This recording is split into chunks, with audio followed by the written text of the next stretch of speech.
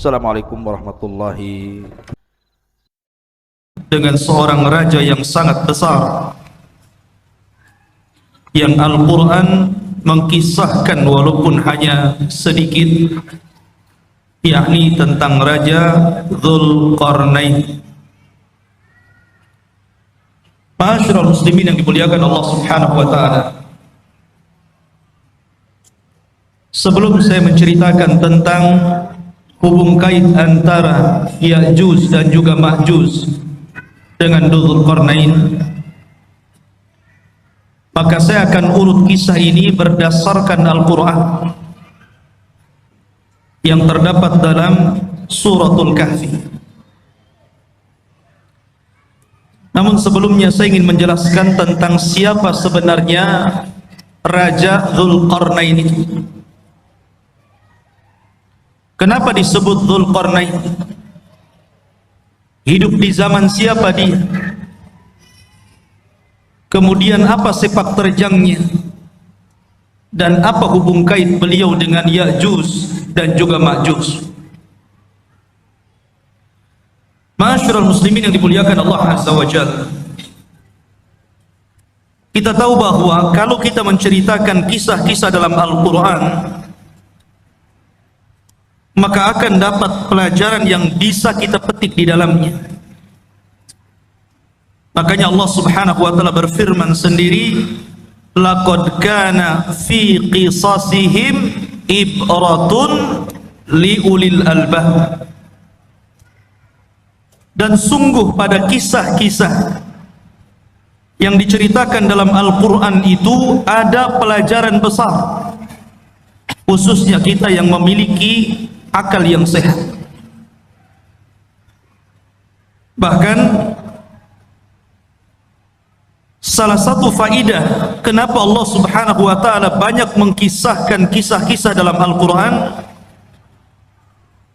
berdasarkan firman Allah Azza wa Jalla, wa kullan naqussu 'alaika min amba'ir rusul ma nuthabbitu bihi fu'adak.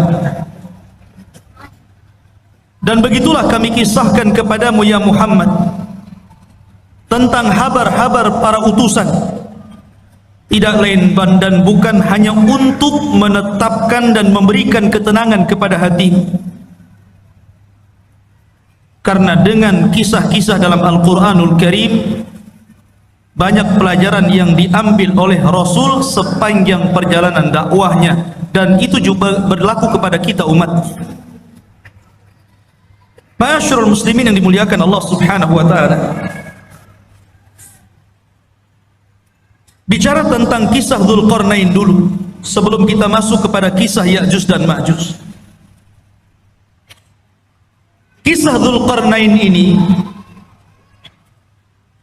sebenarnya dikisahkan dalam Al-Quran karena ada sebab turunnya.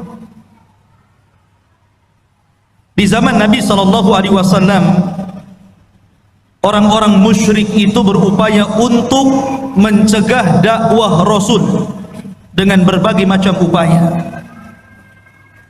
Salah satunya dengan cara mencari orang yang cerdas, orang yang berilmu untuk meruntuhkan dakwah. Jadi mencari dalil kepada orang alim, tapi bukan untuk mencari kebenaran, tapi mencari pembenaran untuk meruntuhkan dakwah. Jadi orang-orang musyrik itu orang-orang bodoh, karena tidak diturunkan kepada mereka kitab-kitab dari langit. Berbeda dengan orang Yahudi dan Nasrani, diturunkan padanya Taurat dan Injil. Sehingga orang-orang musyrik ini pembesar-pembesar mereka datang ke Madinah, kemudian bertanya kepada orang Yahudi tentang sosok orang yang mengaku nabi di daerahnya, maksudnya Nabi SAW. Maka orang-orang Yahudi mengatakan kepada orang-orang musyrik, kalau memang orang yang mengaku nabi di daerahmu betul-betul seorang nabi, tanyakan kepadanya 3 perkara. Kalau dia sanggup menjawab, berarti dia seorang nabi. Tapi kalau dia tidak sanggup menjawab, dustakan kenabiannya. Apa 3 soalan yang akan ditanyakan, yang diajarkan orang-orang Yahudi kepada orang-orang musyrik untuk ditanyakan kepada Rasul? Yang pertama, akhbirna an fityatin dhahabu fi dhahril awal qad kanat lahum qisatun ajibah. Tanyakan kepada orang yang ngaku nabi itu tentang beberapa anak muda di zaman awal-awal yang mereka memiliki kisah yang ajaib. Siapa anak-anak muda itu? Kemudian yang kedua, akhbirna an rajulin tawafan balagha masyariqal ardi wa magharibaha. Tanyakan juga kepada orang yang ngaku nabi itu tentang seorang laki-laki yang berkeliling dunia sampai ke arah barat dan sampai ke arah ujung daripada timur.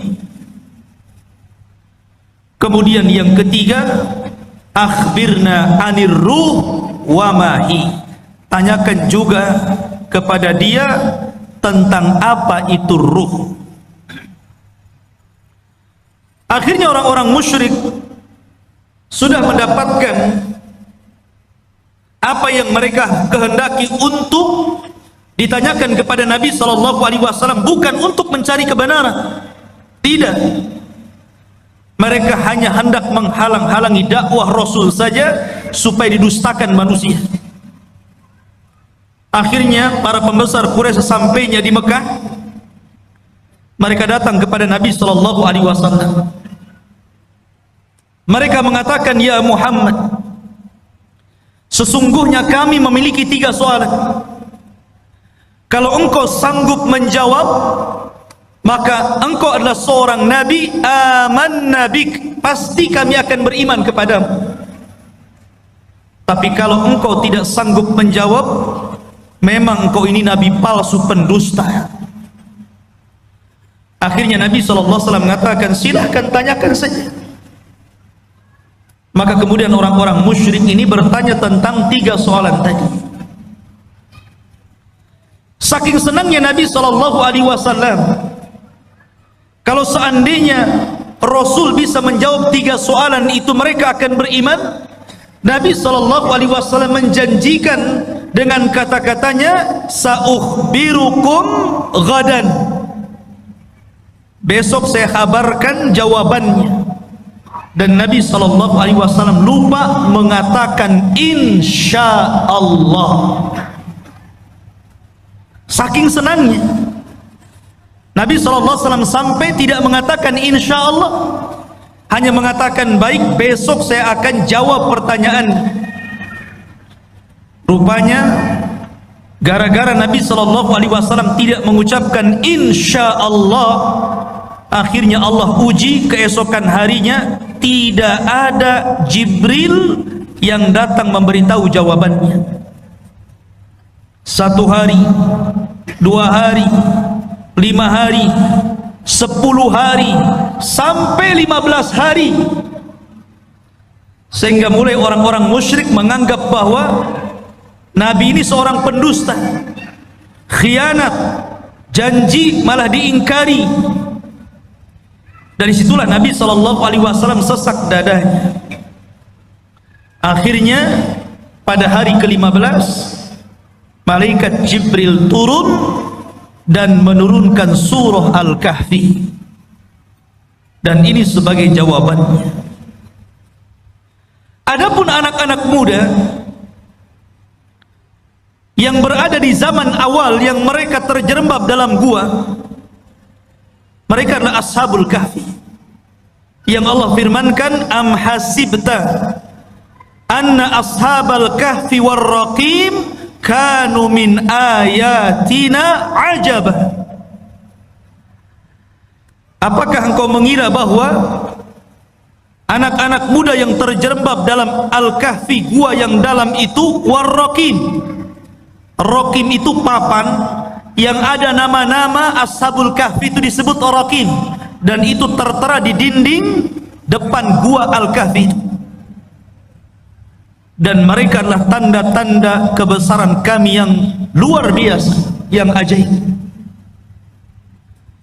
Adapun anak muda yang berkeliling dunia sampai mencapai ujung barat dan ujung timur, ujung selatan dan ujung utara, adalah Dzulqarnain, di mana Allah Subhanahu wa taala berfirman, yas'alunaka an dzil qarnaini qul sa'atlu 'alaikum minhu dzikra. Mereka bertanya-tanya kepadamu tentang siapa Dzulqarnain. Kata Allah, katakan ya Muhammad kepada mereka, saya akan cerita, saya akan bacakan kepada kalian sedikit dari cerita Dzulqarnain. Kata-kata minhu itu menunjukkan sedikit, karena memang Al-Quran tidak panjang lebar menceritakan Dzulqarnain, tidak sebagaimana cerita Ibrahim, cerita Nabi Musa dan yang lain, hanya cuplikan kecil. Tapi itu sudah menjawab pertanyaan orang-orang Quraisy.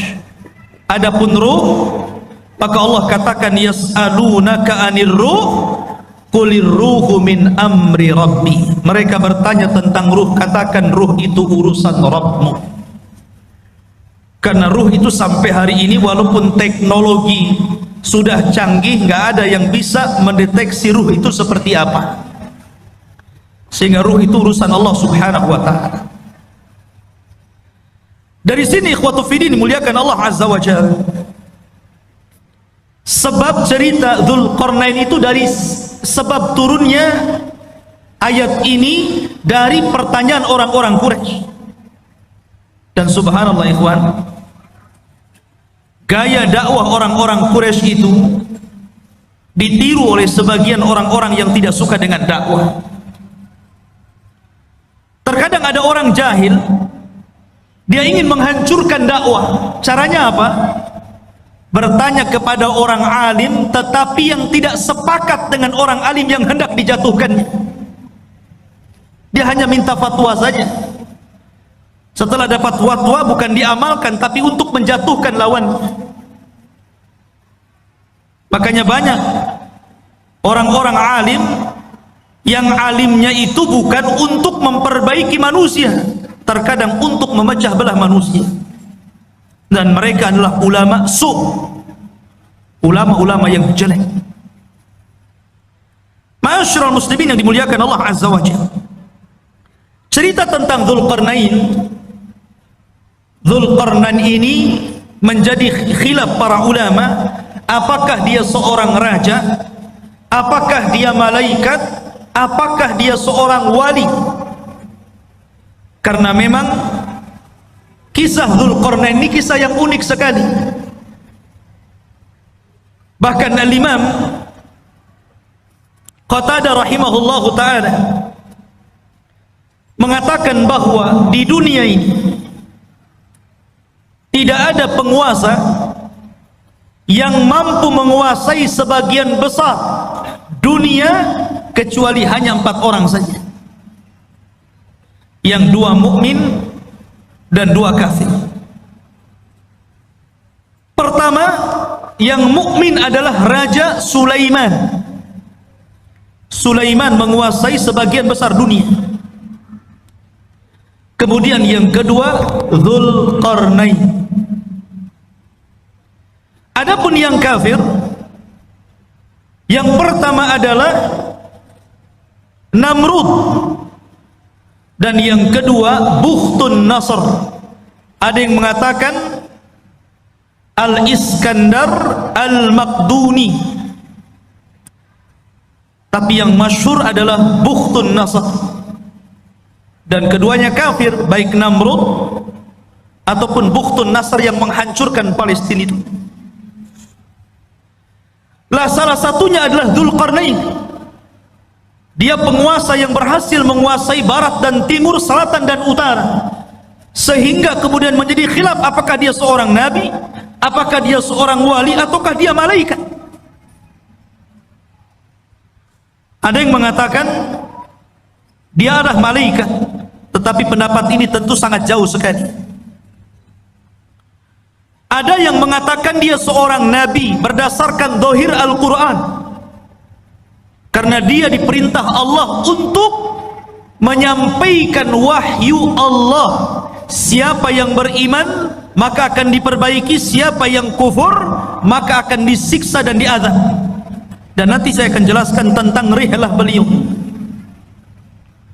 Tapi pendapat yang masyhur, dan ini pendapat yang banyak dikuatkan para ulama, seperti Asy-Syaikh Ibnu Utsaimin rahimahullahu taala, mengatakan bahwa dia adalah rajulun saleh, orang yang sangat soleh sekali, dan dia seorang raja dan penguasa dunia. Itulah Dzulqarnain. Lalu hidup di masa siapa Dzulqarnain ini? Ada yang mengatakan bahwa Dzulqarnain ini hidup di masa Nabi Khidir, bahwa Khidir pernah berjumpa dengan Dzulqarnain di Baitul Maqdis, kemudian diangkat menjadi menterinya, menjadi penasehatnya. Akhirnya Dzulqarnain pun keliling dunia bersama Khidir. Ada yang berpendapat seperti itu, tetapi pendapat ini dibantah oleh para ulama yang banyak. Apalagi pendapat ini sampai mengatakan Khidir tidak mati sampai hari ini.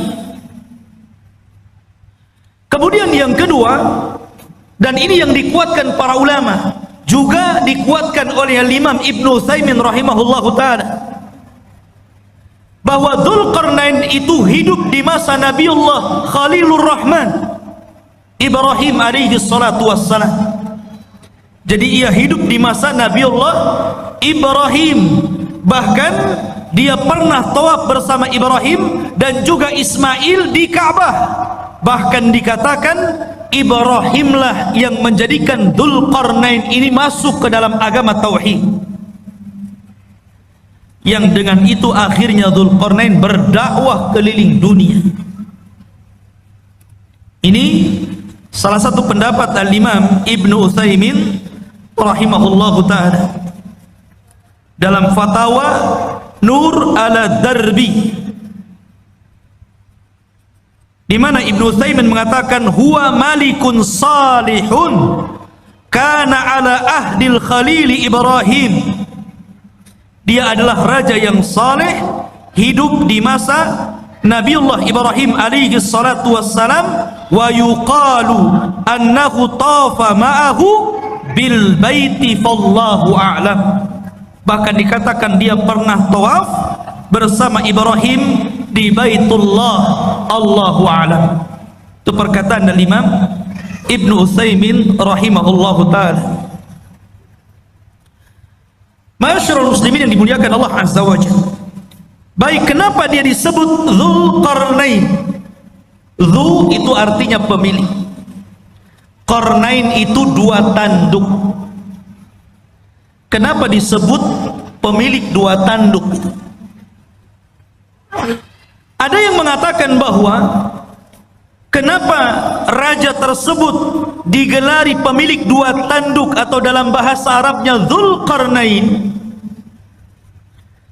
Pendapat yang pertama, karena dia memakai mahkota, dan dalam mahkotanya itu berbentuk dua tanduk. Jadi ada tanduk dalam mahkotanya dari kanan dan kiri, dari tembaga. Ada yang mengatakan disebut Dzulqarnain karena dia pernah dipukul sebelah kanannya, kemudian mati dan terluka.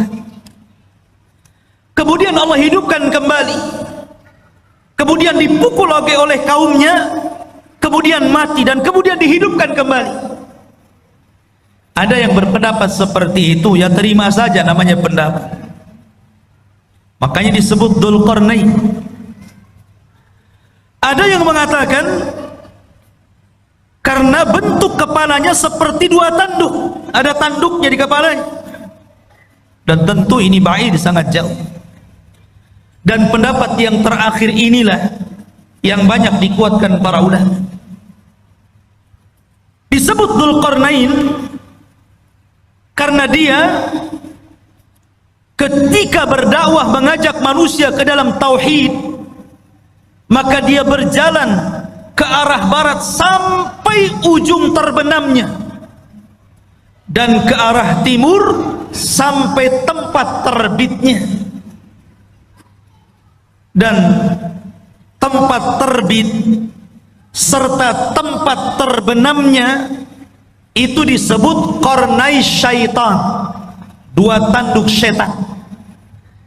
Makanya Nabi SAW melarang jangan sholat ketika terbit matahari dan ketika terbenam matahari, karena ketika itu muncul dua tanduk syaitan. Maka ketika Dzulqarnain berdakwah sampai ujung barat, sampai terbenam matahari, bahkan sampai ujung timur, sampai terbitnya matahari, berarti dia melakukan kedua perjalanan, kedua tanduk syaitan, sehingga akhirnya dia digelari sebagai raja pemilik dua tanduk ataupun Dzulqarnain. Ini yang paling akrab mungkinnya, yang paling dekat berdasarkan nas Al-Quran, bagaimana perjalanan beliau ke ujung barat dan timur itu. Ma'asyiral muslimin yang dimuliakan Allah Azza wa Jalla,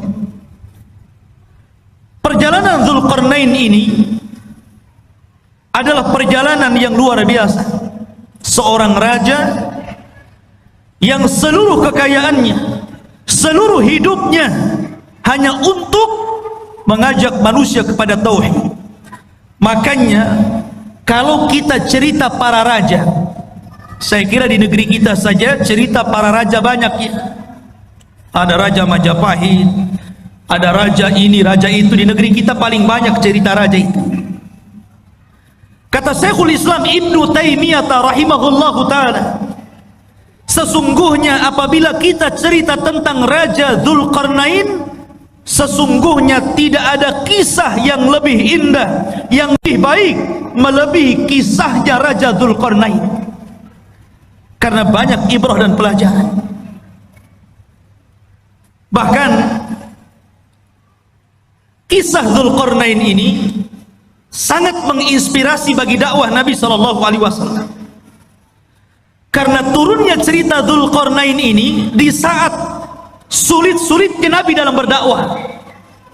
Jadi ketika Nabi SAW mengalami keperitan dakwah, kesulitan dakwah, tiba-tiba Allah Subhanahu wa ta'ala turunkan ayat dan menceritakan tentang kisah Dzulqarnain, seolah-olah turunnya ayat ini memberikan solusi kepada Nabi SAW dalam dakwahnya. Bahkan disebutkan oleh Safiyur Rahman Al-Mubarakfuri dalam sirah nabinya, ada pelajaran besar. Kenapa kisah Dzulqarnain ini diturunkan kepada Nabi SAW di saat kesulitan Rasul dalam berdakwah? Apa hikmahnya? Beliau mengatakan, seolah-olah Allah Subhanahu wa ta'ala menjanjikan kepada Rasul bahwa kelak kekuasaan Rasul SAW akan sama dengan kekuasaan Dzulqarnain. Ketika Dzulqarnain berkuasa sampai ujung barat dan timur, maka kelak juga apa yang dibawa Nabi SAW pun akan sampai kepada ujung barat dan timur. Makanya Nabi SAW mengatakan, innallaha zawaliyal ardu fara'aitu masyariqaha wa magharibaha. Sesungguhnya Allah lipatkan bumi, kata Nabi SAW kepadaku, sehingga aku melihat ujung barat dan ujung timur. Padahal Rasul tidak pernah seperti Dzulqarnain ke ujung barat dan timur kan? Rasul tidak pernah ke Indonesia saja, nggak pernah. Ya. Tapi Nabi SAW diperlihatkan ujung barat dan timur, seolah-olah kekuasaan Nabi SAW akan sampai ke ujung barat dan ujung timur. Dan itu menjadi sebuah kenyataan. Islam hari ini berada di mana-mana. Di daratan Eropa, Afrika, Asia, semua ada Islam. Ma'asyiral muslimin yang dimuliakan Allah Azza wa Jalla. Itulah hikmahnya tentang kisah ini diturunkan kepada Nabi sallallahu alaihi wasallam. Adapun tentang nasab beliau, nasabnya Dzulqarnaini. Siapa Dzulqarnaini? Siapa namanya?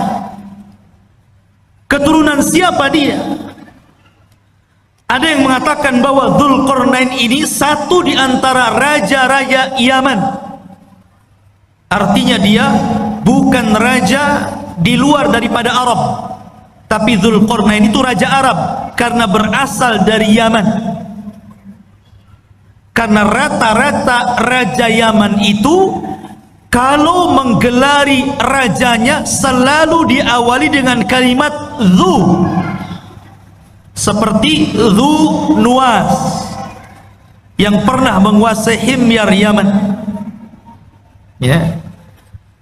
Maka raja-raja yang diawali dengan kalimat Dzu berarti menunjukkan raja itu adalah raja Yaman, dan dia keturunan dari kabilah Qahtan. Dan kabilah Qahtan itu keturunan daripada Nabiullah Daud alaihi salatu wassalam. Dan ini pendapat yang kuat, karena banyak orang-orang yang kemudian meneliti, membaca, berusaha untuk menggali siapa Dzulqarnain itu, sehingga kemudian muncul katanya Dzulqarnain itu adalah seorang raja yang pernah hidup di Cina, dan tembok yang dibangun untuk mengurung Ya'juj dan Ma'juj itu ya tembok Cina itu. Ada yang berpendapat seperti itu, sehingga kemudian orang-orang mengatakan Ya'juj dan Ma'juj itu orang Cina karena temboknya di sana. Ya. Satu. Ada yang mengatakan bahwa Dzulqarnain itu satu raja yang pernah menguasai Persia. Dan ada juga yang mengatakan bahwa Dzulqarnain adalah Iskandariyah Al-Maqduni Al-Yunani, murid daripada Aristoteles, seorang pencetus filsafat Yunani. Dan ini ada ulama yang mengatakan seperti ini, dan ini banyak sekali yang mengatakan bahwa Dzulqarnain itu adalah Iskandariyah Al-Maqduni Al-Yunan yang pernah menguasai Cina, menguasai India, kemudian juga pernah menguasai Persia dan Romawi. Jadi kekuasaannya besar Iskandariyah Yunan ini, Al-Maqduni. Tapi pendapat ini dibantah para ulama. Salah satunya adalah Al-Hafidh Ibnu Hajar rahimahullahu ta'ala membantah. Kenapa? Karena jarak antara munculnya Raja Dzulqarnain dengan Iskandariyah Al-Maqduni Al-Yunan ini jauh sekali. Iskandariyah ini datang setelahnya 2000 tahun, karena dia hidup di zaman yang dekat dengan Isa bin Maryam, dan dia adalah murid daripada Aristoteles. Yang kedua bantahannya, Al-Iskandariyah Al-Maqduni atau Al-Yunan ini dia seorang kafir, tetapi Dzulqarnain adalah raja yang beriman, bukan raja kafir. Yang ketiga, Dzulqarnain orang Arab. Adapun Iskandariyah Al-Maqduni Al-Yunan bukan orang Arab, tapi orang Mesir.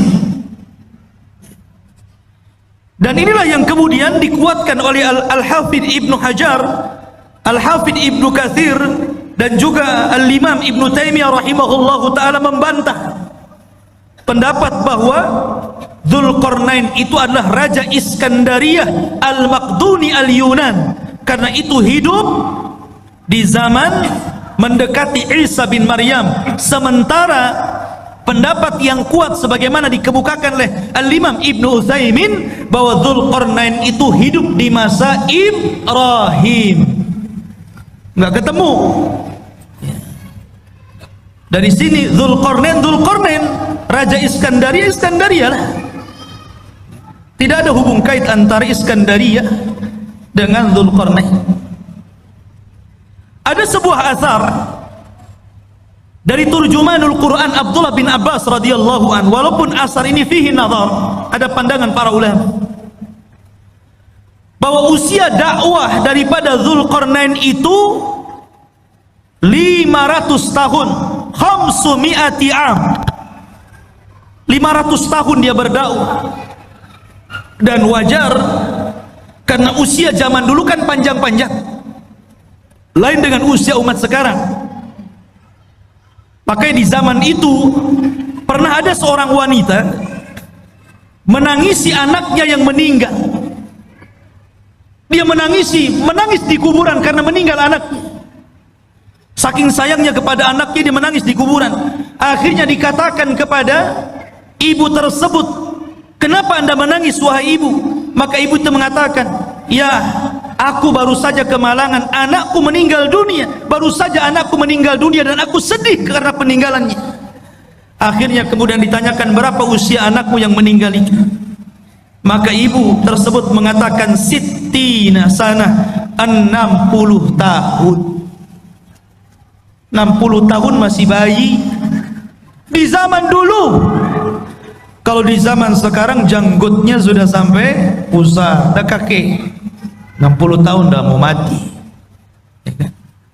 Akhirnya orang ini mengatakan, "Jangan sedih wahai ibu, karena kelak akan datang sebuah umat yang usianya itu baina sittuna was sab'in, baina sittina was sab'in, antara 60 sampai 70 tahun saja, dan itu usia kita umat Islam." Maka sang ibu tersebut sontak saja kaget dan merasa heran dan mengatakan, "Lau a'tanillahu umrahum," kalau Allah berikan umur mereka yang 60 tahun kepadaku, aku akan jadikan 60 tahun itu untuk sekali sujud kepada Allah Subhanahu wa ta'ala. Lihat, ya usia dulu panjang-panjang, sehingga wajar kalau Dzulqarnain juga keliling dunia sampai 500 tahun, berarti usianya di atas itu kan. Ini satu cerita, namanya asarnya fihi nazar, ya bisa benar bisa salah, karena ada penelitian tentang riwayatnya. Karena dalam Al-Quran sendiri tidak disebutkan secara detail, ya, karena boleh jadi karena tidak ada manfaat penyebutannya. Akhirnya Al-Quran hanya menyebutkan hal-hal yang penting yang bisa dijadikan ibrah dan pelajaran bagi pembacanya. Taib, itu sedikit muqaddimah tentang siapa Dzulqarnain. Di dalam Al-Quranul Karim, tepatnya surah Al-Kahfi, ayat yang ke-83, ayat yang ke-83 Allah katakan, "Yas'alunaka an dzil qarnaini." Mereka bertanya-tanya kepadamu ya Muhammad tentang siapa Dzulqarnain itu. Qul sa'atlu alaikum minhu dzikra. Katakan ya Muhammad, saya akan bacakan kepada kalian minhu, dari sedikit kisahnya saja. Dzikra, penyebutannya tidak banyak, hanya sedikit. Dan begitulah Allah Subhanahu wa ta'ala. Terkadang Allah Subhanahu wa ta'ala menyebutkan kisah-kisah para nabi. Ada yang panjang lebar, dari kecil, remaja, dewasa sampai tua dijelaskan. seperti Ibrahim alaihi salatu wassalam, seperti Nabiullah Musa alaihi salatu wassalam, diceritakan dari kecil sampai tua. Ada yang diceritakan secara global saja. Salah satunya adalah kisah Dzulqarnain, hanya cuplikan saja. Tapi ada nabi-nabi yang kita kenal namanya, termasuk salah satu nabi daripada nabi-nabi 25 nabi dan rasul yang disebutkan nama dalam Al-Quran. 18 namanya terdapat dalam surah Al-An'am dan lebihnya tersebar dalam beberapa surat, sehingga sempurna 25 nama nabi dan rasul. Itu pun tidak semua diceritakan. Seperti Dzulkifli, tidak ada ceritanya, hanya namanya saja disebut. Yasa ada mana namanya disebut, tapi tidak ada ceritanya dalam Al-Quran, baik sedikit ataupun banyak. Dari sini menunjukkan bahwa Allah berfirman, Allah mengatakan, rusulan qad qasasnahum 'alaika min qablu wa rusulan lam naqsushum 'alaika wa kallamallahu Musa taklima. Dan ada rasul-rasul yang kami ceritakan kisahnya, tapi ada juga rasul-rasul yang kami tidak ceritakan kisahnya. Tapi kita wajib beriman adanya para rasul dan nabi itu. Ma'asyiral muslimin yang dimuliakan Allah Azza wa Jalla. Kemudian Allah mengatakan, inna makkanna lahu fil ardi wa atainahu min kulli syai'in sababa. Inna sesungguhnya, makkanna sesungguhnya kami, makkanna lahu sesungguhnya kami telah memberikan kekuasaan lahu kepada siapa? Dzulqarnain. Makkan itu artinya kekuatan, kekuasaan, kehebatan untuk menjadi raja. Apa sebabnya? Sebabnya wa atainahu min kulli syai'in sababa. Dan kami telah memberikan kepada Dzulqarnain ini jalan untuk mencapai segala sesuatu yang dikehendakinya. Jadi kalau Sulaiman ingin membangun sesuatu, dia sudah punya para arsiteknya. Kalau dia ingin menyerbu sebuah kaum, sudah siap para tentara-tentaranya. Kalau dia ingin membuat pengairan, kalau di Batam mungkin kayak ATB gitu kan, sudah ada ahli airnya. Kalau ingin membuat jalan, sudah ada ahli jalannya. Kalau ingin membuat persenjataan, sudah ada ahli senjatanya. Pokoknya segala sesuatu yang dikehendaki Dzulqarnain ada jalannya, dan Allah Subhanahu wa taala berikan kepada Dzulqarnain untuk kepentingan dakwah. Nih yang menjadikan Allah makkanna lahu fil ard. Kami berikan kekuasaan yang besar di permukaan bumi kepada Dzulqarnain ini.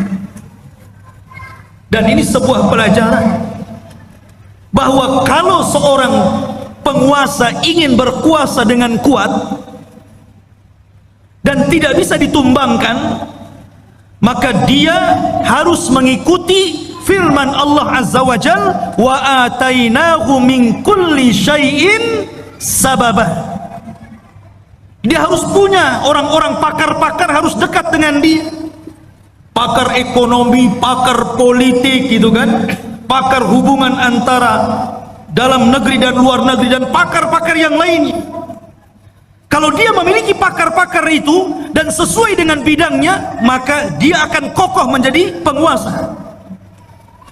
Tapi kalau dia kemudian mencomot menteri asal saja, yang penting bapak senang umpamanya ya, atau mengambil orang-orang dekat yang penting mendukung dia, nah itu tidak akan inna makkanna lahu fil ard. Jadi betul-betul harus orang-orang ahlinya seperti Dzulqarnain, baru penguasa itu akan kuat kekuasaan. Kemudian Allah mengatakan fa'atba'a sababa, maka mulailah Dzulqarnain mengikuti satu jalan. Ingat, perjalanan Dzulqarnain dalam berdakwah ini banyak sekali. Tapi Al-Quran hanya menceritakan 3 perjalanan dakwahnya saja. Karena ini yang paling vital, yang paling penting, dan banyak pelajaran yang kita bisa petik khususnya bagi Anda para penguasa. Karena ini seorang raja. Kalau Anda ingin menjadi penguasa negara, hendaklah pelajari kisah Dzulqarnain. Karena ini contoh bagi para raja. Sebagaimana pernyataan dari Imam Syekhul Islam Ibnu Taimiyah rahimahullahu taala, tidak ada kisah yang terbaik para raja melebihi kisahnya Dzulqarnain. Perhatikan perjalanan pertama. Allah mengatakan, hatta idza balagha maghribasy syamsi wajadaha taghrubu fi ainin hamiyatin wa wajada indaha qauman qulna ya dzal qarnain imma an tu'adziba wa imma an tattakhidha fihim husna fa amma qala amma man zalam fa sawfa nu'adzibuhu thumma yuraddu ila rabbih fayu'adzibuhu adzaban nuqra. Perhatikan ini perjalanan pertama Raja Dzulqarnain. Hingga apabila dia telah sampai ke tempat terbenam matahari. Ketika dia sampai ke mana? Ainin. Ain itu maksudnya lautan. Hamiyatin maksudnya yang bentuknya seperti lumpur hitam. Jadi beliau mengarah ke arah barat karena terbenam matahari di situ. Terbenam matahari di mana? Di barat. Pertama kali perjalanan Dzulqarnain ke mana? Ke arah barat. Dia berjalan ke arah barat. Dan di sini Allah mengatakan ainin hamiyah, maksudnya lautan yang menghitam seperti lumpur hitam. Karena begini ikhwan, matahari itu awalnya putih, kemudian semakin mengarah ke barat menjadi kuning, kemudian semakin tenggelam menjadi merah, kemudian ketika tenggelam menjadi hitam karena muncul malam. Itulah disebut ainin hamiyah. Dan disitulah ujung daripada barat, karena sudah tidak ada jalan lain, sudah ujungnya, selebihnya nggak ada tanah lagi, lautan semuanya. Lah Dzulqarnain sampai di ujung barat. Disitulah Dzulqarnain, ikhwan, ini Dzulqarnain itu berjalan ke sana kemari hanya untuk memperbaiki. Dan ini percontohan penguasa, percontohan presiden, percontohan seorang raja. Walaupun Dzulqarnain itu sudah kaya raya, kaya harta, kaya jabatan, kaya pasukan, buat apa lagi? Sudahlah, duduk-duduk saja, kan begitu ya.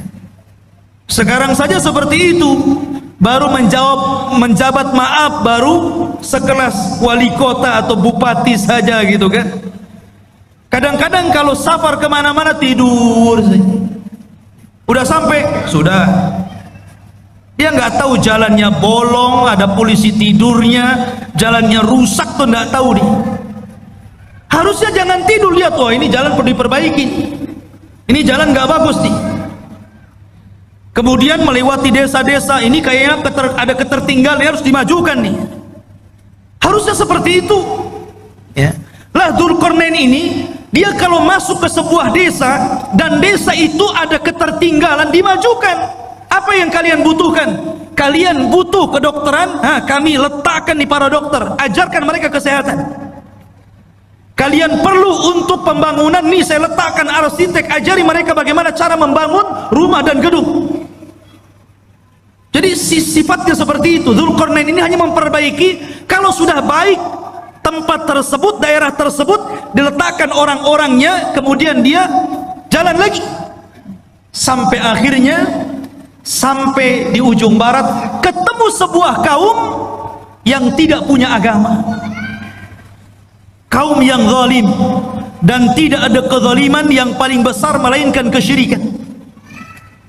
Kaum yang sangat pendosa, melakukan keharaman, pencuri, pembunuh.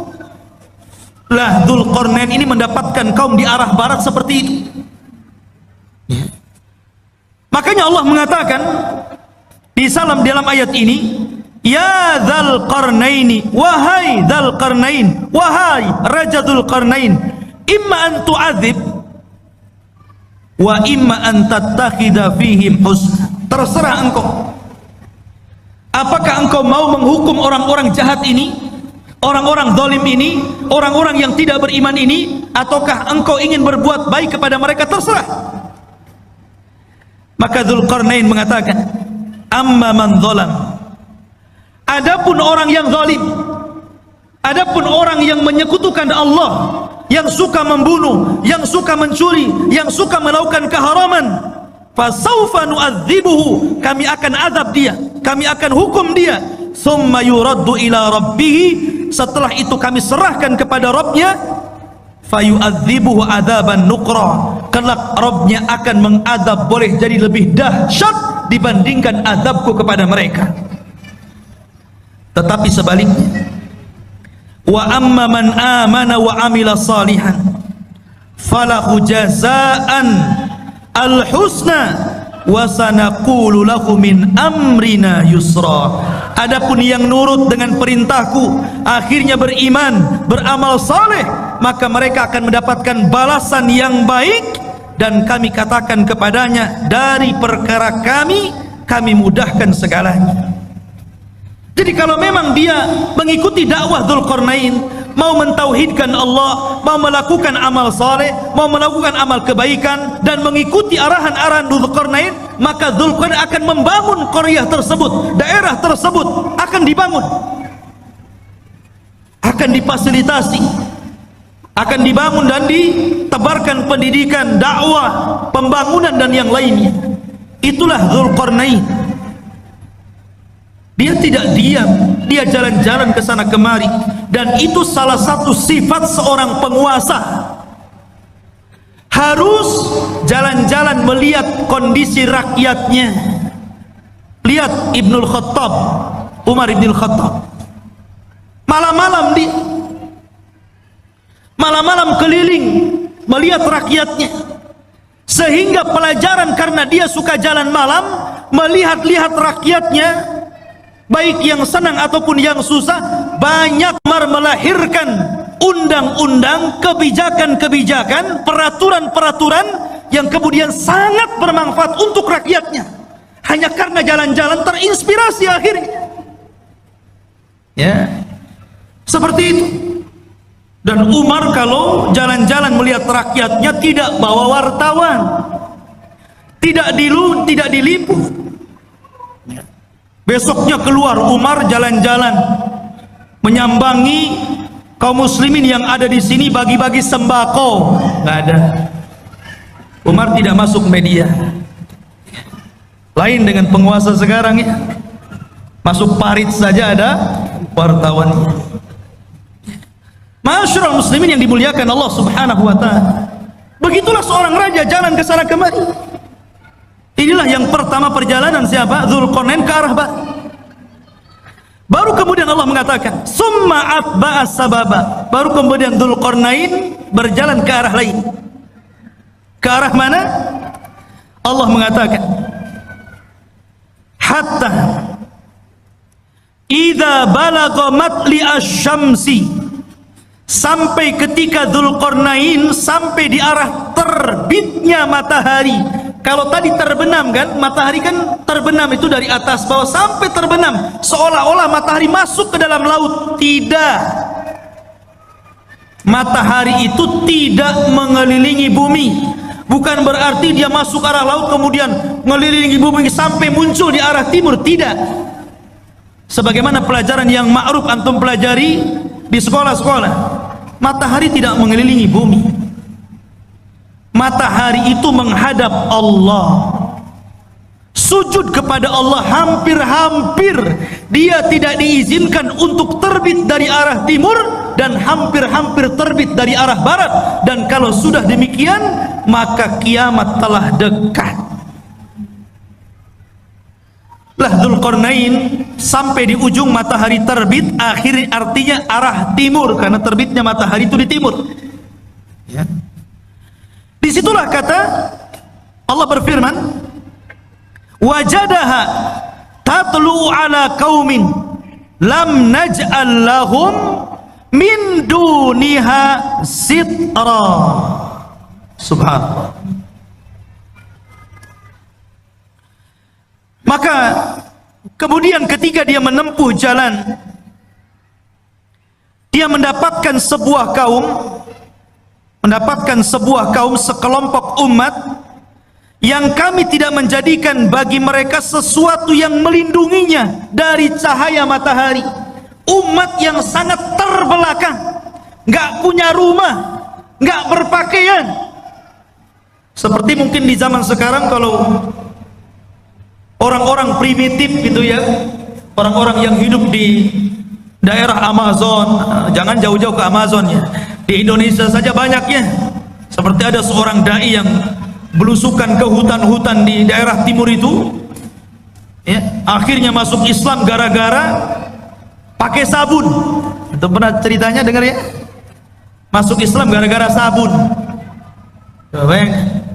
Gak pakai baju. Lah Dzulqarnain ketemu umat yang seperti itu nggak pakai baju, mungkin hanya pakai koteka saja gitu ya. Dan subhanallah, nggak punya rumah. Kaum itu tidak ada rumah. Mereka tidur sembarangan gitu kan, kadang di bawah pohon. Nggak punya rumah. Bukan berarti tidak bisa membangun rumah, belum sampai ilmu kepada mereka bahwa mereka itu perlu rumah dan bagaimana cara membangunnya nggak tahu, itu masalahnya. Dan mereka juga tidak pakai baju, tidak pakai celana, auratnya tampak. Bukan berarti sebelum orang-orang itu sebelumnya manusia telanjang, tidak. Karena Nabi yang pertama kali mengajari untuk menjahit siapa? Nabi Idris. Dialah Nabi yang pertama kali mengajari umat untuk menjahit pakaian. Nabi Idris. Tapi bukan berarti sebelum Idris sampai kepada Adam telanjang, tidak. Pakai baju juga, cuman mereka bajunya ditempel-tempel, ditali-tali gitu saja, tidak dijahit. Lah di zaman Idris itulah mulai ada jahitan, mulai dijahit sininya, dijahit sananya, sampai hari ini berbagai macam ragam, sampai muncul tailor-tailor kan gitu. Tapi yang pertama kali menjahit siapa? Idris. Lah di zaman Dzulqarnain ini ada kaum dari arah timur itu nggak pakai apa-apa, auratnya nampak, nggak punya rumah, kasihan. Ya. Kemudian kadzalika wa qad ahadna bima ladaihi khubra. Kadzalika, begitulah sesungguhnya ilmu kami meliputi segala apa yang ada padanya. Maknanya akhirnya Allah Subhanahu wa taala menjelaskan bagaimana Dzulqarnain diberikan kemampuan oleh Allah untuk memperbaiki umat itu. Pelan-pelan Dzulqarnain mengajarkan bagaimana cara membuat rumah, kemudian bagaimana cara berpakaian, kemudian diajak untuk beriman kepada Allah. Akhirnya mereka pun beriman kepada Allah lewat dakwah Dzulqarnain. Dari sini menunjukkan bahwa kekuasaan itu dicapai untuk dakwah. Jangan antum memilih penguasa kalau tidak ada kepentingan kepada agama. Itu catatannya. Kalau antum hendak memilih penguasa, cari penguasa yang condong ke dalam Islam, yang mau memperjuangkan Islam, yang mau mengangkat harkat derajat para ulama dan orang-orang yang cinta para ulama. Siapa penguasa yang dekat dengan Islam, memperjuangkan Islam, kita pilih. Begitu. Itu barometernya. Kita tidak mengatakan si A ataupun si B, satu ataupun dua, tidak. Pokoknya siapa di antara penguasa itu, oh yang satu ini kalau jadi Islam remek nih, Islam akan diganti nih. Kalau yang ini minimalnya Islam akan baik, Islam tidak akan diganggu, Islam akan jaya. Kita pilih yang cenderung dengan agama. Karena memang kekuasaan itu alat untuk berdakwah. Itulah Dzulqarnain. dijadikan alat kekuasaannya untuk berdakwah dalam rangka mentauhidkan Allah, mengajak manusia ke jalan Allah Subhanahu wa taala. Harusnya seperti itu. Kemudian yang ketiga, dan ini inti pembahasan kita, Allah Subhanahu wa taala berfirman, "Tsumma atba'a sababa." Kemudian Dzulqarnain memilih jalan yang selanjutnya, setelah ke barat, kemudian ke timur, sekarang ke utara atau ke selatan.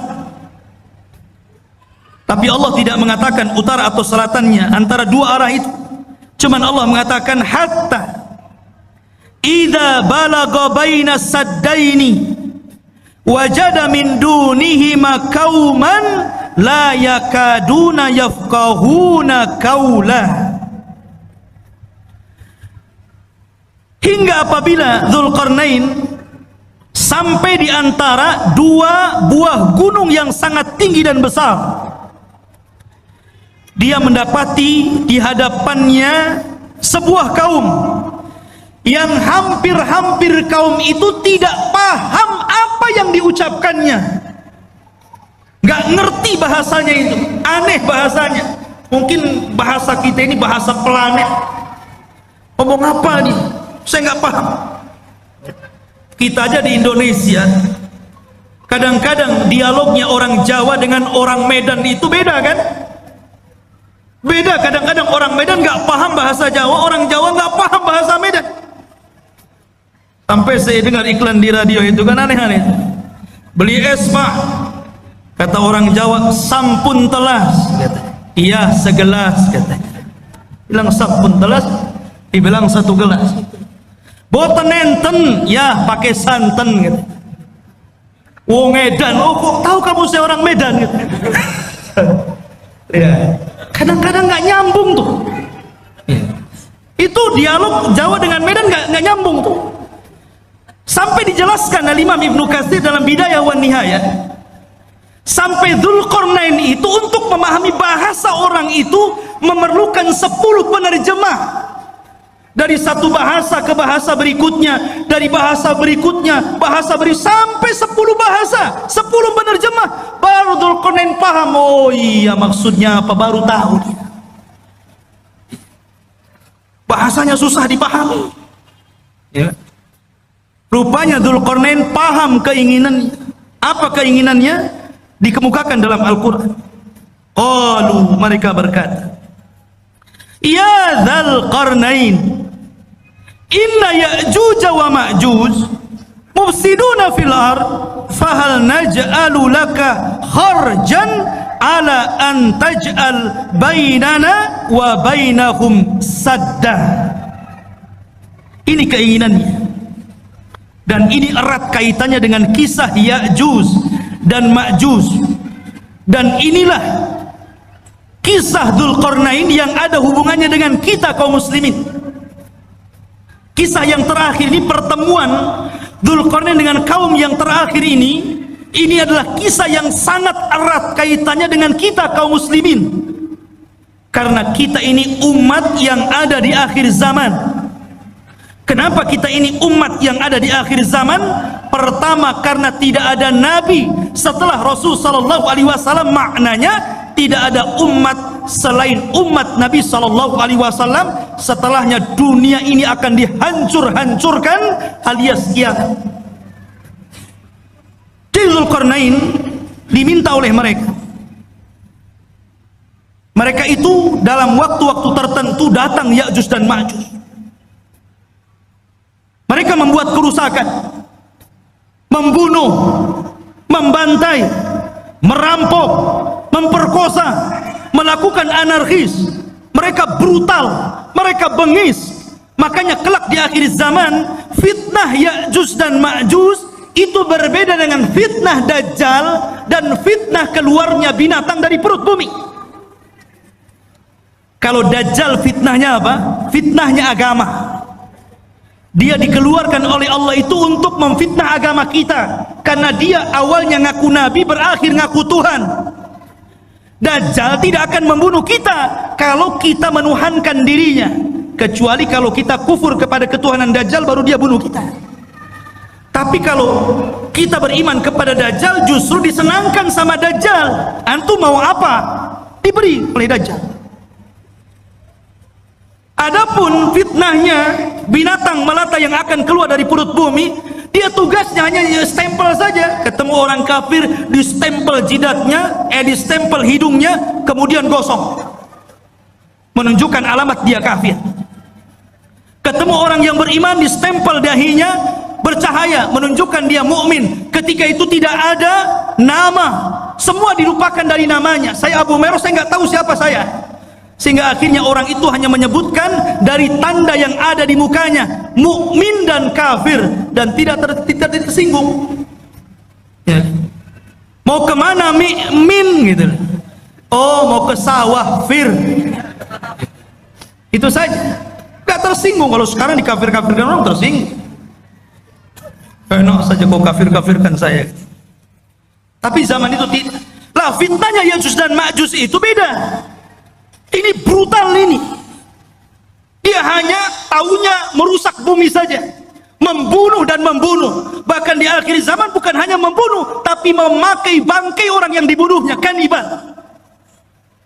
Jadi dahsyat fitnahnya ini. Makanya kaum ini sangat merengek kepada Dzulqarnain, minta tolong agar Dzulqarnain memisahkan mereka dengan Ya'juj dan Ma'juj ini. Makanya dia mengatakan, ya Dzulqarnain, wahai Dzulqarnain, inna Ya'juj wa Ma'juj, sesungguhnya Ya'juj dan Ma'juj itu mufsiduna fil ard, dia merusak bumi. Kata para ulama mentafsirkan ketika memaknai apa yang dimaksud merusak di situ, ada yang mengatakan yang dimaksud merusak di situ adalah sebagaimana yang dikatakan Wahab ibn Munabbih, bahwa mereka yaf'aluna amala qaumi Lut. Pertama, mereka itu kaum yang homoseksual. Ini kata-kata Wahab ibn Munabbih. Jadi kalau sekarang ada orang yang terjangkit penyakit homoseksual, berarti pengikut Ya'juj dan Ma'juj. Itu menurut Wahab ibn Munabbih. Ingat tuh, jangan sekali-kali mendukung LGBT. Itu perilakunya Ya'juj Ma'juj itu. Tapi jangan antum katakan, tuh lihat Ya'juj Ma'juj tuh. Tengok orang banci, hati-hati ada Ya'juj Ma'juj. Boleh. Ini menjelaskan bahwa kerusakan dalam ayat Al-Kahfi tadi, menurut Wahab ibn Munabbih, mereka merusak bumi, artinya mereka melakukan amalan kaum Lut. Dan ini tentu sangat jauh penafsiran seperti ini. Ada yang mengatakan seperti Atha Al-Khurasani mengatakan, annahum kanu yaqtulun, mereka suka membunuh. Dan juga dikatakan Muqatil ibn Sulaiman, annahum kanu ya'kulunan nas, mereka membunuh dan memakan orang yang dibunuhnya, kanibal. Menurut Muqatil ibn Sulaiman. Dan boleh juga digabungkan tiga-tiganya. Mereka suka melakukan amalan kaum Lut, dan mereka suka membunuh, membantai, dan mereka juga kanibal, memakan orang yang dibunuhnya alias kanibal. Itulah kerusakannya Ya'juj dan Ma'juj. Ada orang makan orang? Di zaman sekarang kan ada juga ya. Di YouTube itu daerah mana itu? Pasar jual beli daging orang. Ngeri juga ya. Khotufini muliakan Allah Azza wa Jalla. Maka mereka mengatakan, fahal naj'alu laka kharjan, bagaimana kalau kami sediakan upah untukmu wahai Dzulqarnain, ala an taj'al bainana wa bainahum saddan, agar kau jauhkan kami dengan mereka, buatkan benteng, karena mereka datang dari sana, buatkan benteng supaya mereka tidak menyerang kami lagi. Subhanallah.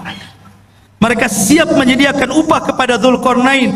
Buat apa? Dzulqarnain ini sudah kaya, pasukannya banyak, orangnya cerdas, berilmu, dan Allah berikan segala sesuatu keinginannya. Buat apa upah?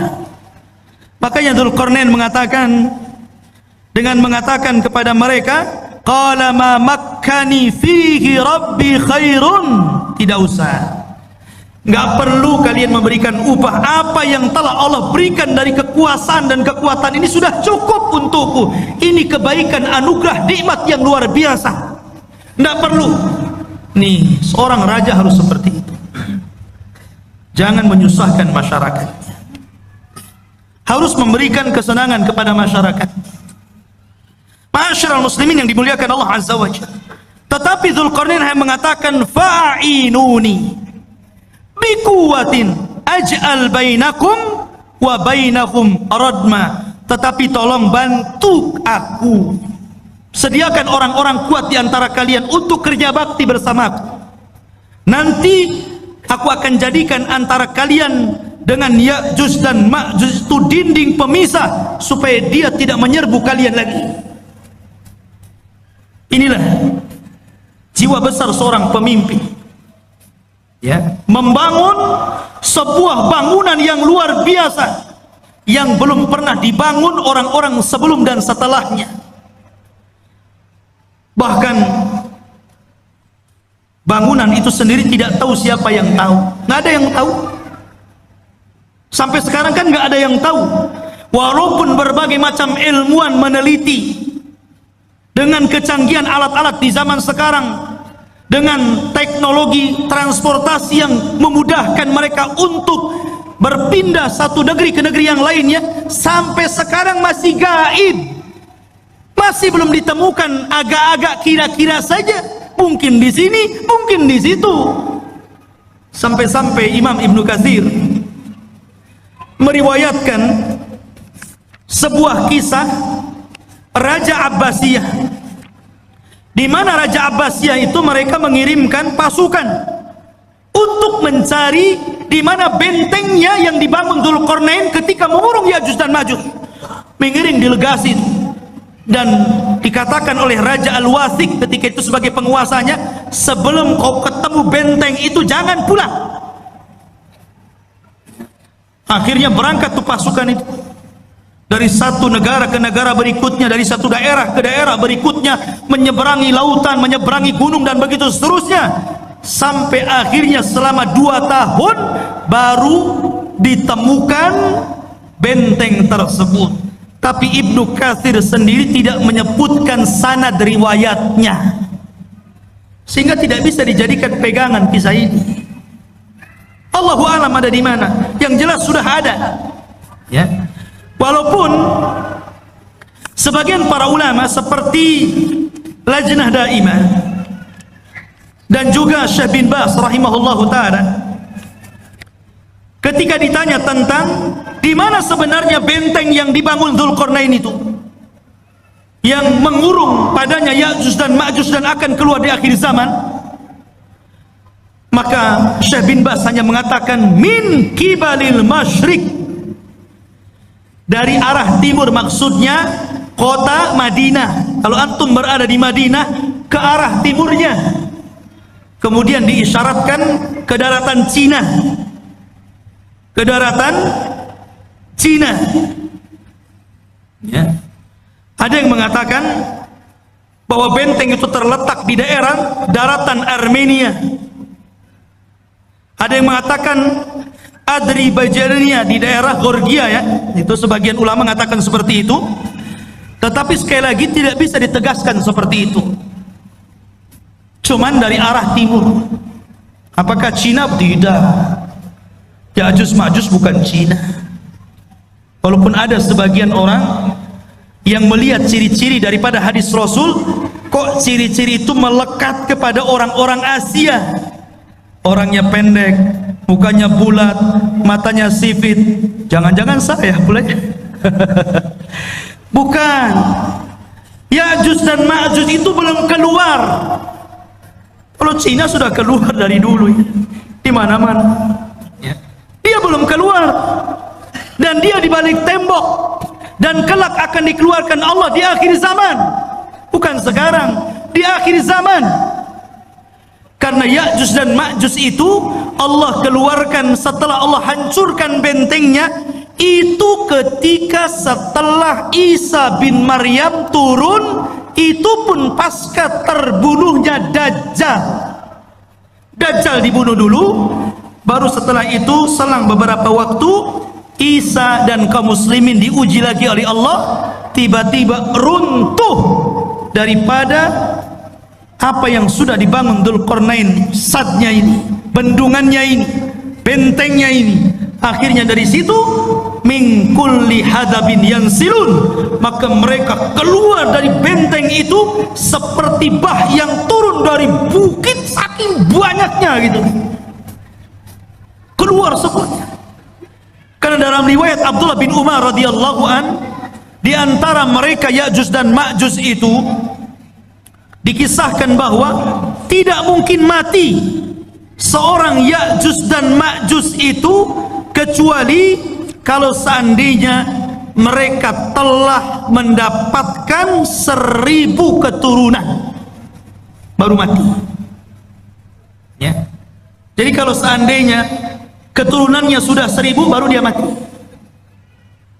itu dalam sebuah azab. Makanya wajar kalau jumlah mereka banyak. Ketika Adam alaihi salatu wassalam dipanggil oleh Allah dan mengatakan, ya Adam akhrij bi'than nar, wahai Adam, keluarkan utusan-utusan neraka. Adam kaget, ya Rabb, wama bi'thun nar, apa utusan neraka itu? Maka Allah mengatakan, setiap 1000 penduduk neraka keluarkan 1 orang dan masukkan ke dalam surga. Artinya 999 masuk neraka dan 1 masuk surga. Ketika itu Allah mengatakan kepada Adam, 1 dari kalian dan 999 dari Ya'juj dan Ma'juj. Jadi jumlah mereka banyak. Jadi kalau antum mau perang dengan Ya'juj dan Ma'juj itu, 1 dari antum dikeroyok dengan 999 Ya'juj dan Ma'juj, kira-kira menang atau keok tuh? Antum 10 orang saja mati antum. Apalagi 999 lawan 1 kan itu. Lain kalau antum lawannya pakai rudal. Kalau tangan kosong nggak mungkin antum. Tapi di zaman itu nggak ada rudal, nggak ada nuklir, semua kembali kepada peralatan manual, pedang, panah, tombak, kuda, unta, sehingga susah melawan mereka. Dan itulah apa yang disabdakan Rasul, akan muncul sebuah kaum yang tidak bisa engkau perangi. Makanya wahai Isa, selamatkan kamu dan selamatkan sebagian dari yang selamat dari kaum muslimin, bersembunyilah di bukit Tur. Akhirnya Isa pun menyembunyikan diri dan kaum muslimin di bukit Tur. Dzulqarnain ini akhirnya membuat benteng yang sangat kokoh sekali. Kemudian sifat bentengnya dijelaskan, atuni zubural hadid hatta idza sawa baina as-sadafaini qala anfuhu hatta idza ja'alahu naran qala atuni ufrid alaihi qitra. Maka Dzulqarnain berkata, berikanlah kepadaku potongan-potongan besi, sehingga apabila besi itu telah sama rata dengan kedua puncak gunung, seolah-olah main las, kayak orang las itu kan, besi itu dibuat, ditancap-tancapkan, kemudian dilas satu dengan yang lainnya sehingga menjadi sebuah benteng. Kemudian ketika tinggi besi itu sama dengan gunungnya, berkatalah Dzulqarnain, tiupkanlah api, hingga apabila besi itu sudah menjadi merah seperti api.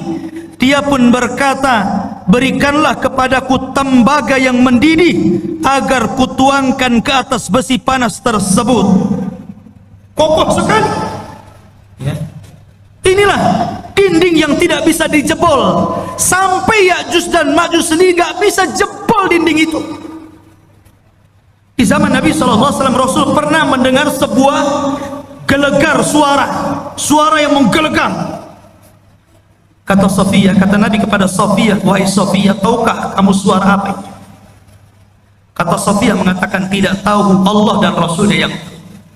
Kata Nabi, itulah suara bentengnya Ya'juj dan Ma'juj, dan dia berhasil melubangi.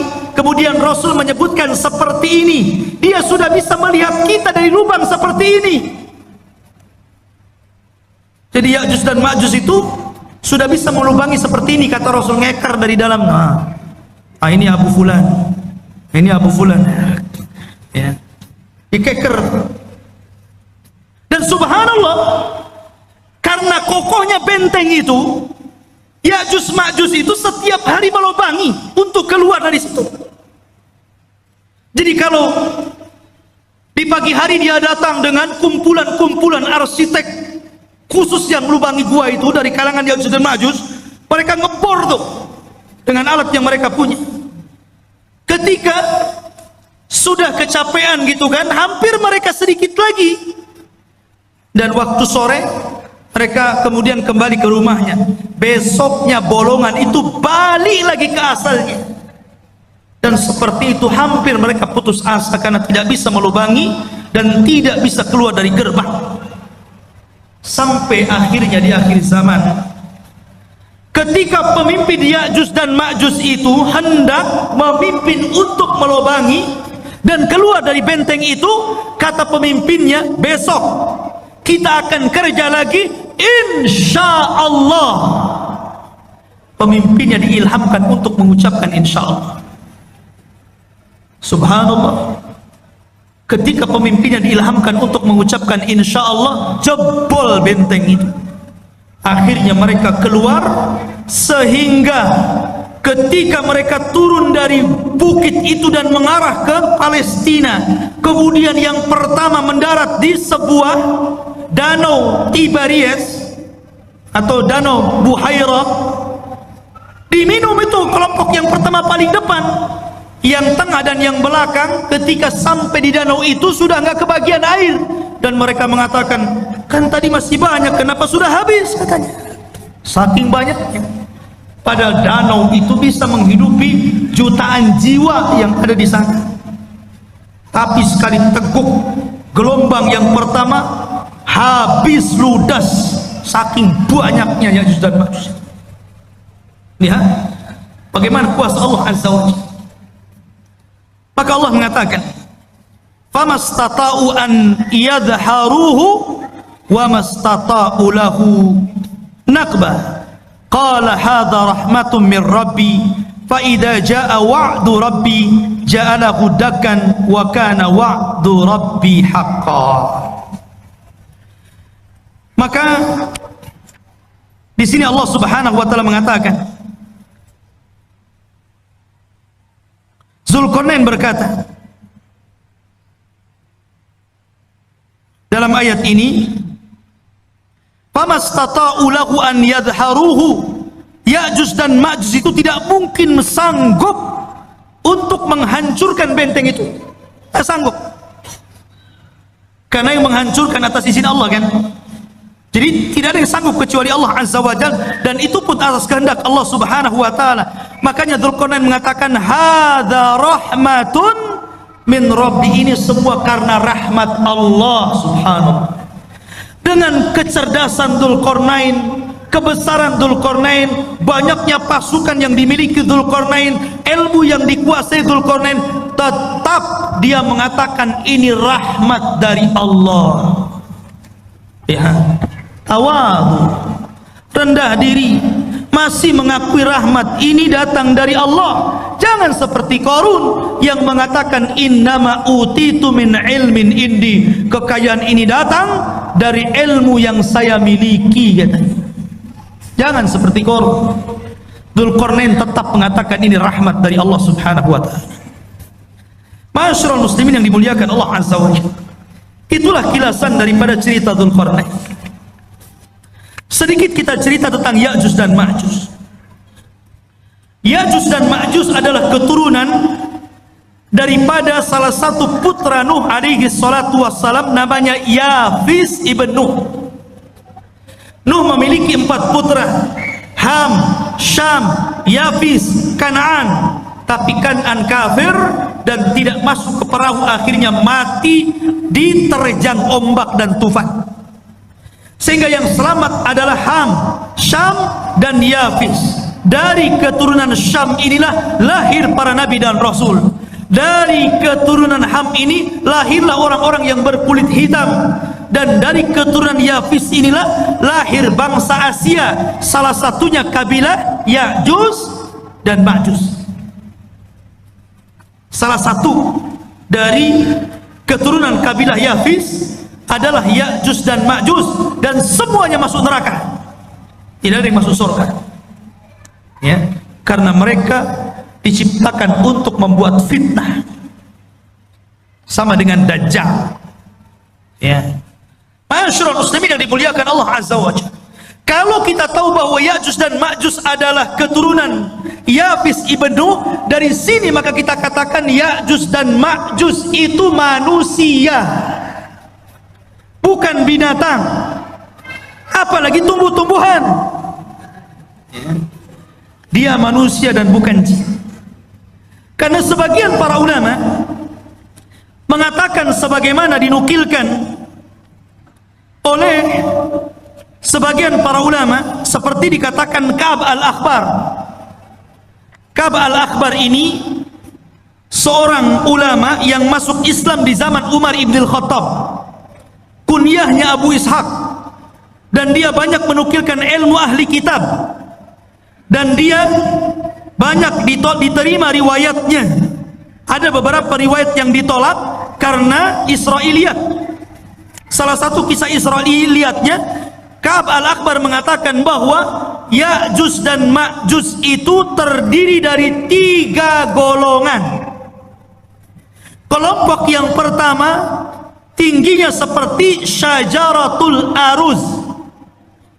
Syajaratul Aruz, pohon aruz ini pohon yang sangat tinggi, seperti pohon mangga yang ada di Lubnan. Jadi Ya'juj dan Ma'juj itu raksasa karena tinggi, seperti pohon aruz katanya, yang ada di Lubnan, ma'ruf, setinggi pohon kelapa gitu. Jadi kalau muncul sekali nginjak kayak gempa, blok blok blok gitu. Itu satu golongan.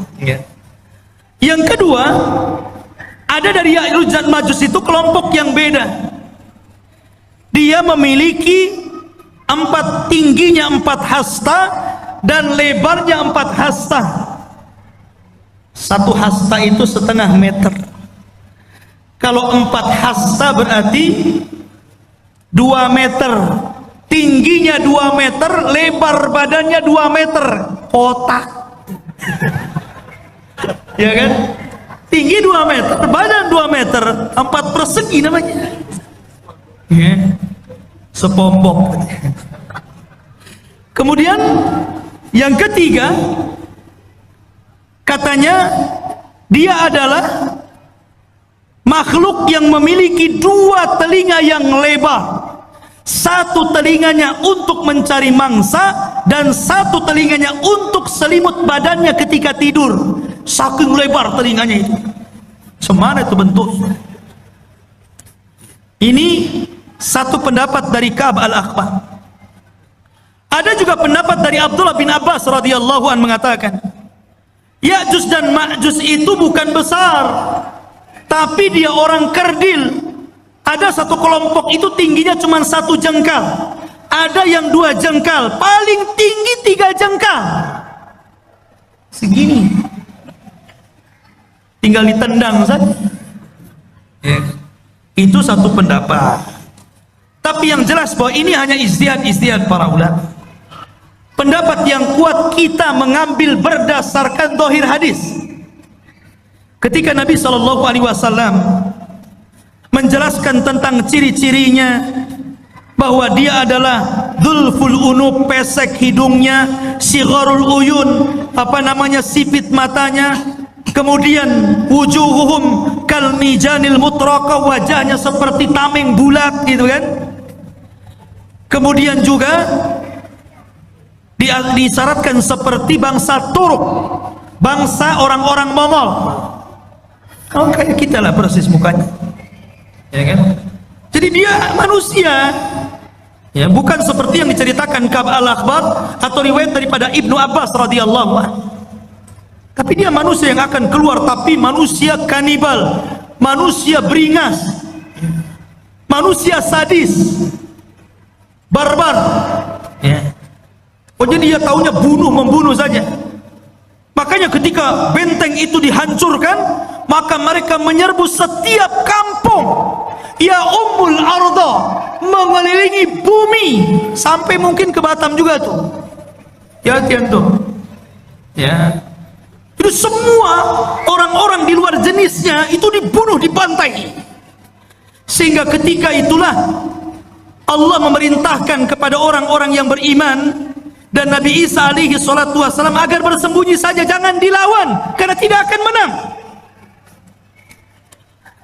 Sehingga ketika Ya'juj Ma'juj merasa mereka sudah membantai seluruh umat manusia yang ada di bumi, dan mereka merasa sudah yakin membantai semuanya, mereka pun sombong dan mereka mengatakan, qad qatalna man fil ard sanaqtuluhu man fis sama. Kami sudah membunuh orang yang ada di bumi, sekarang giliran kau yang ada di langit, sekarang ku bunuh kalian, katanya. Akhirnya mereka mengarahkan tombak dan panahnya ke langit. Kemudian dilesatkan tombak dan panahnya itu, subhanallah, merupakan sebuah tanda-tanda kebesaran Allah. Sekarang ikhwan, kalau antum melempar panah ke langit, sampai mana kekuatan antum melempar itu? Walaupun rudal sekalipun, sampai mana coba? Ada batasnya kan? Tapi oleh Allah sengaja disedot panah itu. Jadi panahnya itu terus disedot sengaja sampai ke dalam awan, sampai dah nggak kelihatan lagi. Dari situ Allah kembalikan panah dan tombak, dan sengaja ujung-ujungnya seolah-olah dilumuri darah, seolah-olah orang yang di langit sudah mati.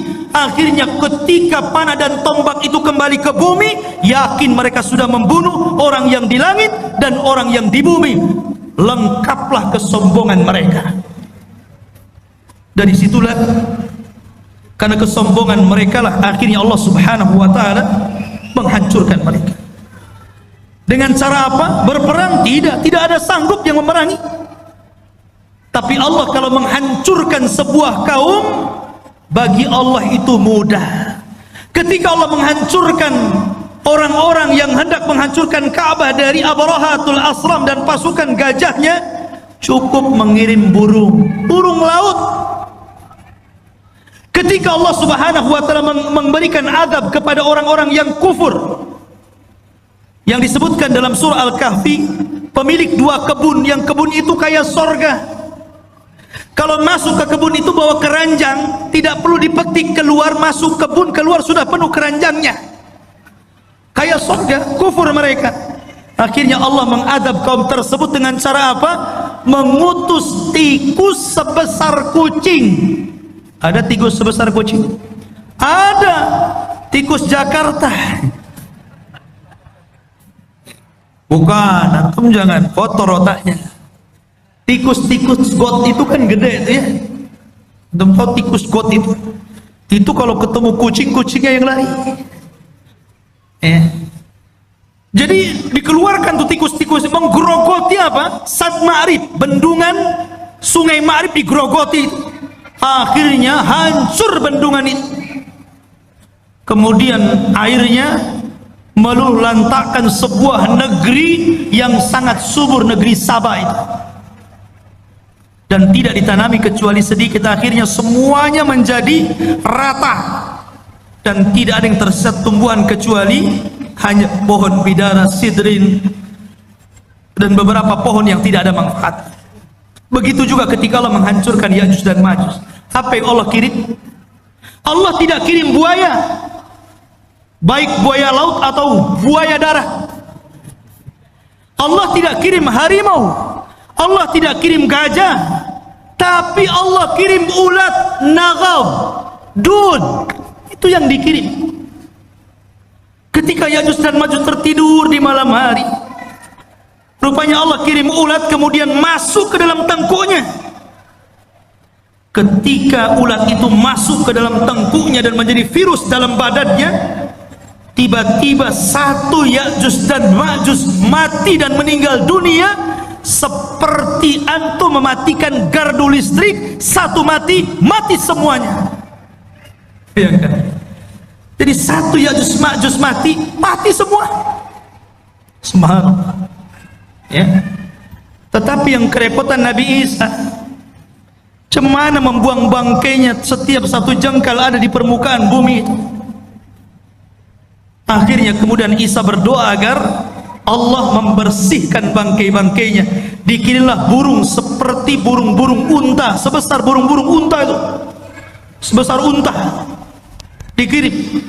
Kemudian diambil jasadnya dan dilempar entah berantah di mana, di laut mana.